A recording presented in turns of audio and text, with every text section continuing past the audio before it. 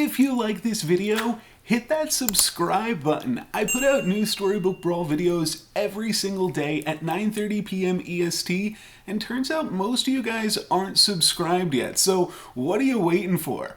I'm a pretty small channel, so I do also pay a lot of attention to comments and likes, so let me know what type of content you guys want to see. Enjoy the video. What is up, everybody? I'm NoLucksGiven, and today we are going to look at a game where I play the Sphinx and get 5 XP up on the rest of the lobby. This is just a really dominating Sphinx game. I actually just checked, you can skip to the 9-minute mark of this video and I'm already level 6. So that just shows you how quickly I am able to gain XP just at a ridiculous rate, and that allows me to just really crush this lobby in a really fun way. So we're gonna start with a Humpty Dumpty, speaking of crushing this lobby, and I do think I'll go Wizard's Familiar for glory here and just bet on the egg and use that to try to get a little bit of an early victory. One of the things that I do really like with the Sphinx is just trying to play the best board as best as you can in the early game and really not worrying about your comp. Just worry about playing the best possible board that you can every single turn. And the main reason for that is that way if you find any Wish Upon a Stars, you will be able to cast them and win and get the bonus XP from that. And then of course when you win a Wish Upon a Star with Sphinx, that means you are immediately leveling up and able to cast another free spell yet again. Gonna go for a Shrink spell here rather than for glory, just because Shrink spell works a whole lot better on the economy for the turn. Just winds up being a whole lot cheaper.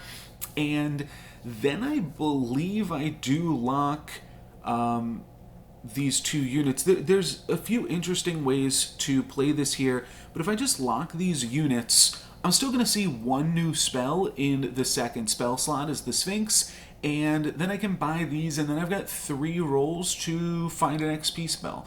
So that's basically what I believe I'm going to wind up doing next turn, keeping this egg in the back so that it won't get cracked, and decent hits there for us as our Sherwood Sure Shot is able to, both of our Sherwood Sure Shots are able to attack. So really good result there. I can cast this Mix-a-Wizzle for free, so might as well cast this on my egg, so that way if my egg gets cracked, it'll still stick around, and this actually winds up giving me a stronger board too, because now I can grab the Fanny and support this Lucky.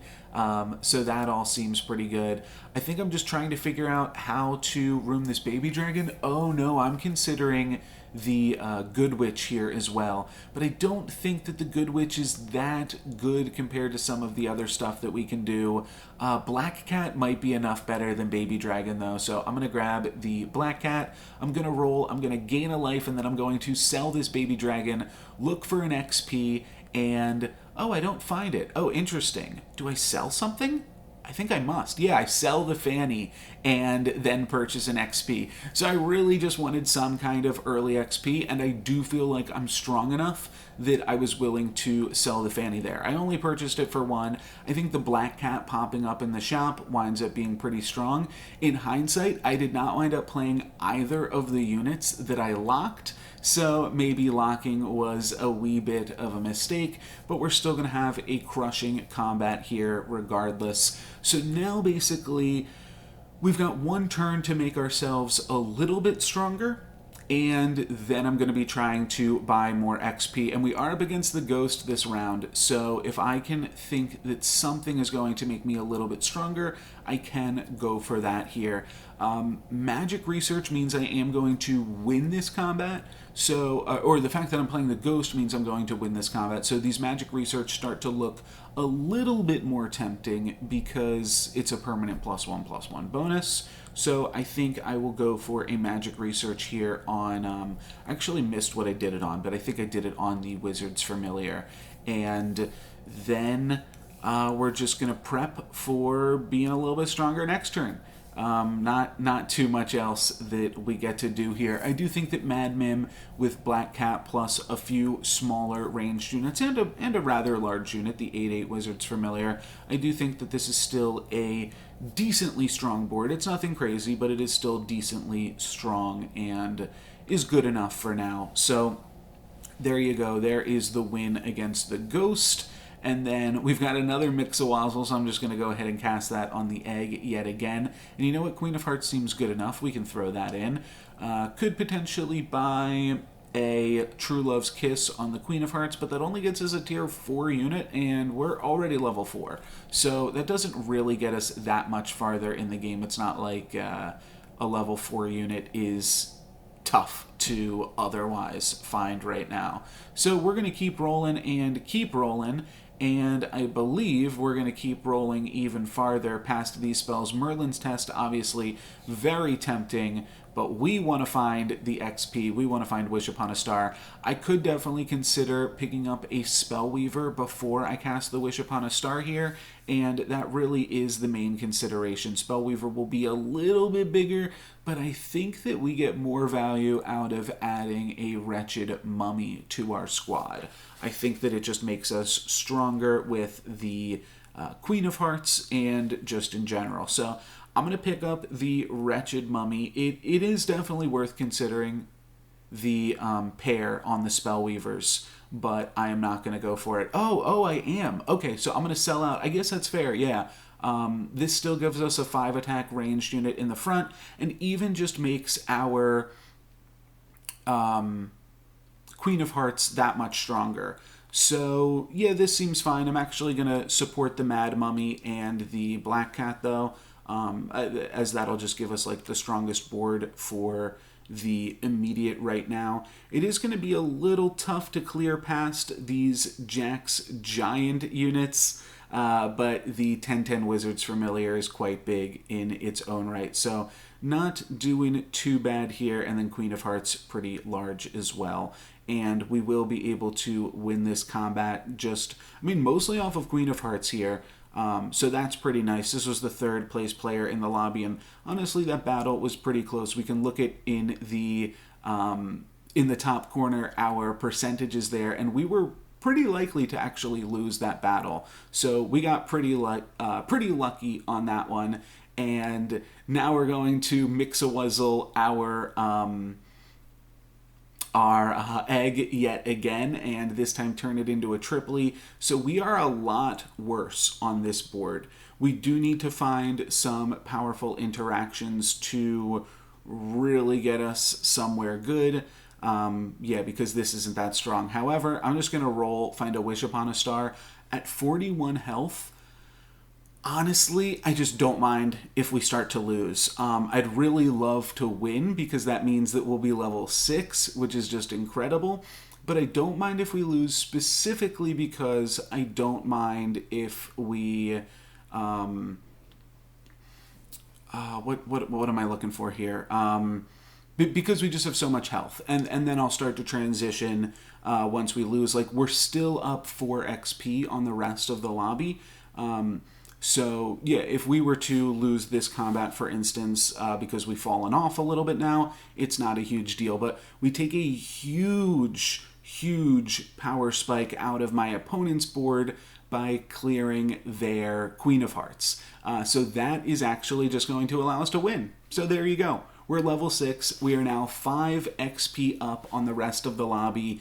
Pretty insane. I don't even remember why I locked that shop. I was kind of paying attention to some other things as far as the commentary was concerned. And I'm not sure. I think I was thinking that if I lost, I'll pick up the Siren, and it's an early Siren. That must have been what it was. But we didn't lose, so I don't have to worry about it. And now it's time to figure out our comp. So we are level 6. So might as well try to play some good things. And I'm just going to True Love's Kiss in a Baba Yaga and grab a level 6 unit. And we wind up grabbing a Hercules, which is a pretty fantastic unit at this point in the game, because that is going to allow us to grab an early tier 6 treasure, which the fact that we're, 5 levels up on everybody, or 5 XP up on everybody, is really potentially going to be able to make the difference there. I'm going to sell some things and pick up the copycat. Not that it does anything for us on the current board, but I think that this still makes us decently strong for right now, while giving us just a direction to build into. So Copycat, good boy, generally winds up being one of the most powerful comps if you want to win the lobby, and we are so much farther ahead of everybody else that I think that we can definitely win this lobby. So that is the goal. I did think about like trying to backline the Black Cat or something like that to get the copycat on it, but I'm just happy to play a 2-8 and work towards the Hercules here a little bit. Hercules is going to make decent progress on his treasure from this combat. Gets halfway through, essentially. Doesn't really need the Mad Mim on Hercules either. But I guess it could help. Yeah, we'd have to give it +8 this turn, which doesn't really seem possible. Here we see another Black Cat, and we see another pair of mummies, but I think we're out of all that stuff. We could definitely consider the Wombats just for a little bit of additional power, but we're so much farther ahead, I really don't care about losing a combat or two. Let's just pick up things that are going to allow us to either get treasures like Nyan Sea Terror, or that are good boy. And we actually get to pick up a good boy and lock a shop with a knighthood here, and that is going to give us a really big power spike next turn. I do think that we could move the Hercules into the first position. Basically, I don't think that Hercules needs to get supported by the Mad Mim, but I wind up moving the Hercules into the first position and supporting it with the Mad Mim still. So I could have seen like Mad Mim in 6 and then Sea Terror in 3. I think that could have been decently strong as well, because this Hercules has got to get 2 hits on it regardless. It's not just going to trigger in 1. But looks like we will get off the first hit there pretty easily, and now we just have to dodge these ranged units. And let's see. Well, yeah, now the Black Cat has to hit into the Hercules, so we've got ourselves a level 6 treasure. So that is nice. It does look like we'll lose this combat, though. Yeah, especially if we attack into the Vulture. We really needed to attack into the Sporkos, but I don't think that we were winning this combat regardless. But, yeah, I guess we lose the For Glory, but we're still at 33. So that is pretty incredible, and we've got plenty of time. I think we've got enough time to box it up here. So let's grab a Pandora's box. Let's grab a good boy, and I feel like we're going to grab Lady of the Lake plus Kidnap, and then lock the Knighthood yet again, selling off the Black Cat just to do a little bit more. I'll play the Copycat. Doesn't really get us too far, but yeah, I think we're going to wind up putting like the Spellweaver in the front and then purchase Lady of the Lake and Kidnap. So yeah, that seems like a good plan. And the Copycat is actually good with the good boy if we're supporting a ranged unit with that. Oh yeah, I do like this better. Let's just put 2 supports on the good boy, just like traditional good boy stuff. Okay, yeah, this is a much better play for the current turn. I like that a decent amount. And could honestly even see, I think would be slightly better, is changing the position of Spellweaver and Hercules. But I'm not quite going to get there just with the limited time left on the clock. Hercules doesn't need more attack, and Spellweaver could certainly use a little bit more as a ranged unit. But Good Boy is going to get in there. We are going to deal with one of my opponent's Applewoods, and then the second one's going to attack into Hercules. So I feel like we're strong enough to win this combat now, just based off of 2 ranged units and then a beefy boy in the front line. The beefy boy should be able to soak up most of this stuff here. It'll trade with the Vulture, and then Spellweaver will take out the Wizard's Familiar. So yeah, decent combat for us there. I don't know what we grabbed off the Kidnap. Oh, we just grabbed a Vulture. But more importantly, off of the Pandora's box, we grabbed a Mirror as our first treasure. So pretty incredible stuff here. I'm going to Spellweaver, and then I figure I can just skip and that's what I'm going to wind up doing. None of these treasures are that powerful. I mean, Power Orb has the word power in it, but I don't think it's that powerful. It's only +1/+1, so I don't think that that's helping us too much. So we'll skip the treasure, sell the vulture, and knighthood the good boy, and this now gives us a pretty strong board. Lucky, I'm kind of looking at because it's at least something with Mirror Mirror. Hercules is also kind of something with Mirror Mirror, but the rest of our units really don't do that much for us. And honestly, like, it's kind of awkward. Our board isn't really that Mirror Mirror dependent yet. But, I mean, our opponents are level 5, and we're level 6 with an upgraded good boy and a Mirror Mirror. So how awkward is it? I think that we're doing okay. Pretty crazy that our opponents are still level 5. It feels like we've been level 6 forever, and that's because we have been. And we are just so much ahead of the rest of the lobby. Mirror Mirror is going to kind of lag the game out there. And I think that that's like a good hit there. But yeah, Hercules Mirror Mirror is just awkward because it always just winds up attacking again. So that was an awkward hit for us because then we lose the Hercules, whereas otherwise we could have resummoned a Hercules, then killed off the good boy, then killed off another good boy, and then all of a sudden we might have been able to get another tier 6 treasure from that Hercules. But not going to work out for us on this time, but we are going to win the combat thanks to our Mirror Mirror good boy, which is just ridiculously powerful by itself. We will be looking for some more things to Mirror Mirror here. Wretched Mummy can Mirror Mirror. It's not a good unit, but it is still a good unit in that it allows us to Mirror Mirror. Gigantify Copycat, though, starts to look really good. So I think the plan should be to backline this good boy. It'll lose a bunch of its stats. It'll go down to a 4/4, just a totally plain good boy. But then we can run copycats in both 1 and 2, and then we can gigantify on the good boy, and that'll give us a lot of stats when these copycats attack. So I'll do that, I'll roll, and then I guess that's it. I could dream. I don't think I need to. The really interesting thing with Dream, and I do believe that I've talked about this before, is dreaming isn't necessarily a great thing on the Sphinx. I mean, it's good because you could potentially get another hero power out of it, but an additional spell in all of your shops, I do think if they want to nerf the Sphinx, just make it so that once it's 6, or once it's 6 and a turn later, and it's used its hero power up, then it is just no longer a hero and doesn't continue to get 2 spells in every shop and the ability to find more upgrades and other powerful things like that. I think that winds up potentially being a little bit too good, and yeah, just overall a little strong. So we were able to crush that combat there. I don't think that one was close. If we take a look at the tracker, we were 40% to win, at which point we kill my opponent, but still 30% to lose. So I guess it actually was a little bit close if they had sniped the copycats, but still, we're feeling pretty strong. We're into the finals. Only have this one treasure.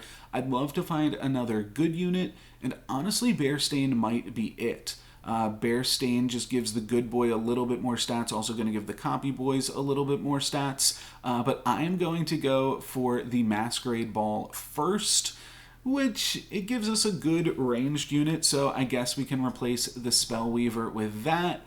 I'll probably wind up putting the Spellweaver back in because I think it's better than the Nyan Sea Terror, but it is not going to be anything super strong here from this shop. We'll just wind up getting a few more stats, play a good ranged unit in the back line, but honestly, that's probably enough. Our Copycat survives this attack. Oh, that's right. Yeah, we get another Copycat attacking. So, okay, that Copycat's going to get sniped. Either way, though, we were going to get to attack with another Copycat. I believe this one gets sniped, too. Yes, that was my just remembering the game there. And then Spellweaver's going to go down, but we still have a large Hercules, and then we've got all of these ranged units in the back line doing some work. I don't think that this battle is going to be particularly close. We can check out the percentages afterwards, but I think we're just crushing this one here, and we will have to deal with this pup. Oh yeah, the Hercules is going to attack again, so that's a little bit annoying. It means that there's like, it's so hard to get a free treasure off of Mirror, but I'll keep trying until it happens. So we hit my opponent for 11 down to 16. We were 92% to win that one. So there you go. Merlin's test seems like it would be really big on the good boy. Definitely prefer getting any amount of health than a large amount of attack. So we'll go for the Merlin's test, and then we'll keep rolling. Just want to throw one more unit in the front instead of Spellweaver. Could really be anything. It could be any of these. Could be any of these. It really doesn't matter, but you know what? Friendly Spirit seems like a pretty good one, because that is then going to resummon with the Mirror. And I kind of like the Godmother here too, so I'm going to sell 4 and put the Godmother in. That will actually do something with the Mirror. And I moused over the Soul Tack and the Drink Me potion there. Don't think I'm really doing anything with those, but I think it's totally fine that we locked anyways, just for the Drink Me potion, potentially. That copycat is going to get sniped, and then does this one get sniped as well? That's probably why I remember it, because they probably kept getting sniped. Yeah, okay. But the fact that those copycats were there to get sniped still allowed other copycats to attack, so honestly winds up being totally fine. This Godmother, I always call it Good Mother, has already resummoned, but the Friendly Spirit has not. So even if they're able to get past this Friendly Spirit, which honestly seems like it's going to be a little bit of a stretch. No, okay, yeah, they're able to get past it here. That's going to resummon and then throw its buffs on itself, and then we should be able to win. And will this take them out here? 6 plus 4 plus 3? No, it's going to be 13 and put Pup down to 3. So yeah, just locked for the Drink Me potion here. Is any of this good though now? Don't think so. Honestly, I'd consider the Luna's Grace. Luna's Grace for +3/+3, and then just continue to roll. But we get a huge power spike if we hit a copycat, so that is kind of exciting as well. And here, I mean, Robin Hood plus Luna's Grace, I don't think that that's good. But I do think that Luna's Grace is just like a fine spell to cast. Last combat we cast +4, and I'm going with Stone Skin instead, I believe, which is also totally fine. Like I said, it's 1 additional attack or 1 additional health in replace of 3 attack.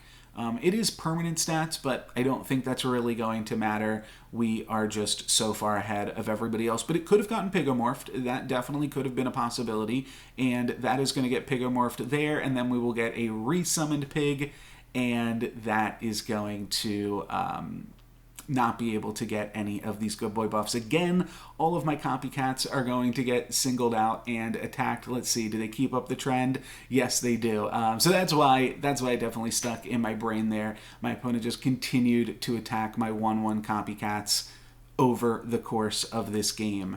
And we're still, I think, just ridiculously powerful here, so it doesn't really matter, and that's kind of just what happens when you are up 5 XP on the rest of the lobby. The Mirror definitely helps, but if it wasn't the Mirror, it would have been something different, and we had so much time because we had so much health and XP and gold that we would have been able to build into whatever we needed to. Like if we had gotten a Black Prism, we probably could have made that one work too. So that is going to be it for me for this video. Thank you guys very much for watching. I'm having a lot of fun playing with the Sphinx, and I think the Sphinx is super powerful. I guess we can take a look at if this populates here, the win percentage on this last combat. Is it going to pop up? No, it might not. The tracker's still a little bit buggy, and oops, I restarted the video. Tracker's still a little bit buggy and doesn't always update immediately. It intentionally doesn't update until you go into the shop, but for whatever reason was just being slow here. But they're always ironing out new kinks and stuff with that, and I encourage you to check that out if you haven't already. And that's gonna be it for this one, I think. Yeah, I was just saying that I've been having a ton of fun playing with the Sphinx, and I think that this is a really good game to showcase just how busted the Sphinx can be. With getting 5 XP up on the rest of the lobby, it does feel like maybe that's a little bit of an overkill, and then was still able to find spells that I was able to make use of late into the game because I still had a hero power, which also seems excessive. But that's going to be it for me for this one. Thank you very much for watching. I'm NoLucksGiven. Peace.